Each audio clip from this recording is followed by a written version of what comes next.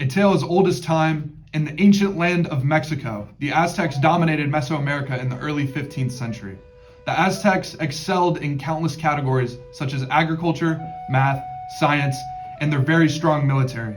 But not every empire started off as a powerhouse. When there was a famine brought upon the Aztecs, leaving them starving and suffering. But that was until a great god made a dangerous journey to save his people. Mama, I'm beginning to worry that you and the rest of our people are starting to feel the effects of the famine. Yo sé, mijo, you're right. We need an answer soon, or else the consequences will be much worse than some cops. But all we can do right now is pray and hope that Quetzalcoatl will save us. After receiving the prayer of the people, he realizes in order to give them a chance of survival, he's going to have to take the dangerous journey of El Pico de Orziba to get them what they need. The other gods before him fell short, but in order for Quetzalcoatl to succeed, he decided that a different approach was necessary. I've decided that I'm going to turn myself into an ant in order to complete the journey. Not only for the strength boost, but I will use my likeness to my advantage, traveling with the other ants up Mount Pico de Orizaba. Settle, settle! I have made my decision on the matter, and this is the only way that this journey is possible. Quetzalcoatl will depart on his journey at noon tomorrow. Good instincts and decision-making will guide him through this expedition. What causes you to stray away from the group, little one? I was taking a second to take in the beauty and the elegance of the nature around me. I've never been able to see it from this perspective before. What do you mean? This is not my natural form. I've transformed myself into an ant, allowing me to be able to complete my journey to the top of this mountain, in order to bring an end to the famine and suffering in Puebla and Veracruz. Sounds heroic. Deeming yourself a hero brings great responsibility. A hero must always remember to put his goal first, before he begins to think of himself.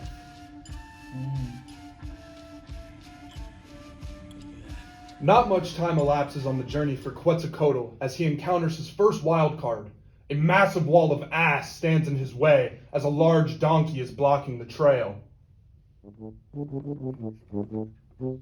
I am the gatekeeper of this section of the trail. The only way one can continue forward is if you are able to solve a sacred donkey riddle. Fair enough. What is the riddle? What sacred key is so simple, but so difficult to turn? Donkey?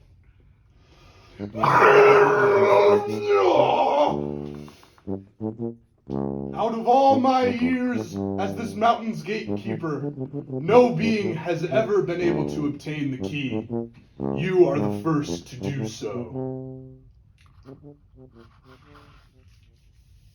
Quetzalcoatl gets stuck in a web and is met shortly after by his captor.